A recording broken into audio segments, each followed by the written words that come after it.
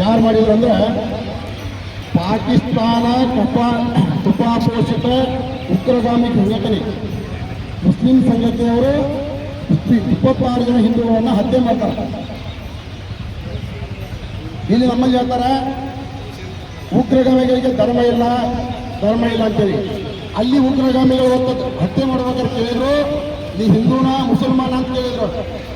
ಹಿಂದೂ ಅಂತ ಹೇಳಿದ್ರು ಮತ್ತು ಅವ್ರ ಕಡೆಯಿಂದ ಮತ್ತು ಅವ್ರು ಮುಸಲ್ಮಾನ ಅಂತ ಹೇಳಿದ್ರು ಅವ್ರ ಕರ್ಮ ಹೊಸ ಹಚ್ಚಿದ್ರು. ಅಂದ್ರೆ ಅವ್ರು ಕನ್ಫರ್ಮ್ ಮಾಡಿಕೊಂಡ್ರೆ ನೀವು ಧರ್ಮ ಯಾವುದಂತ ಕೇಳಿ ಅವ್ರು ಹತ್ಯೆ ಮಾಡಿದ್ರು.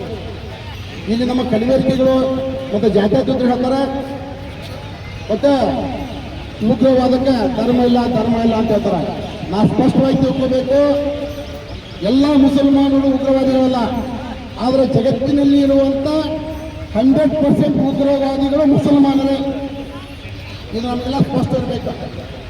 ನಾವೆಲ್ಲ ಬಾಯಿ ಅನ್ಕೊಂಡು ಹೋಗ್ತೀವಿ. ಇದು ಬಾಯಿ ಅನ್ನೋ ಸಂದರ್ಭ ಅಲ್ಲ. ಯಾಕಂದ್ರೆ ಈಗ ಅವರು ಧರ್ಮ ಕೇಳಿ ಹತ್ಯೆ ಮಾಡ್ಯಾರ ಅಂದ್ರೆ ಇದು ಪಕ್ಕ ಒಂದು ಮುಸಲ್ಮಾನ ಜಿಹಾದಿಗಳು ಮಾಡಿರ್ತಕ್ಕಂಥ ಕೃತ್ಯ.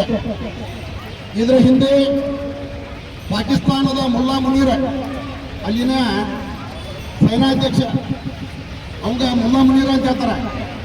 ಯಾಕಂದ್ರೆ ಅವ ಧರ್ಮಾಂಧ ಅಂತ ಒಬ್ಬ ಧರ್ಮಾಂಧ ಇಂಥ ಒಂದು ಕೆಲಸ ಮಾಡ್ತಾನೆ. ಅಲ್ಲಿ ಶಹಬಾಜ್ ಶರೀಫ್ ಇರ್ಬೋದು ಮತ್ತು ಮುಲ್ಲಾ ಮುನೀರ್ ಇರ್ಬೋದು. ಅವರ ಮಾರ್ಗದರ್ಶಿಗಳು ಅವ್ರಿಗೆ ಇದರಿಗೆ ಬಂದು ಹೊರದಾಟ ಖಂಡಿಸ್ತಾ ಇಲ್ಲ.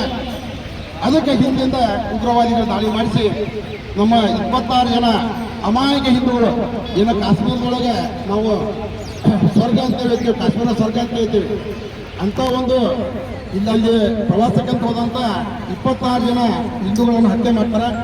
ಆ ಒಂದು ಇವತ್ತಿನ ದಿವಸ ಪ್ರತಿ 1 ವರ್ಷ ಆಯ್ತು. ಅಲ್ಲಿ ಮಾಡಿದಂಥ ಎಲ್ಲ 26 ಜನ ಹಿಂದೂಗಳಿಗೆ ಆ ಭಗವಂತ ಚಿರಶಾಂತಿ ನೀಡಲಿ. ಅವತ್ತು 7 ದಿವಸಕ್ಕೆ ಚಿರಶಾಂತಿ ಕೊಡ್ಸಿದ್ದೇವೆ ನಾವು. ಯಾಕಂದ್ರೆ ಆ ಬಳಿಕ ಅಲ್ಲಿ ಆಪರೇಷನ್ ಸಿಂಧೂರ್ ಅಂತೇಳಿ ನಮ್ಮ ಯೋಧರು ಆಪರೇಷನ್ ಸಿಂಧೂರ್ ಮಾಡಿಸಿ ಆಗ ತಕ್ಷಣ ಒಂದು 6-7 ದಿವಸದೊಳಗೆ ನಾವು ಅವ್ರಿಗೆ ಹೋಗಿ ಒಂದು ಮುಕ್ತಿಯನ್ನು ಕೊಡಿಸಿದ್ವಿ.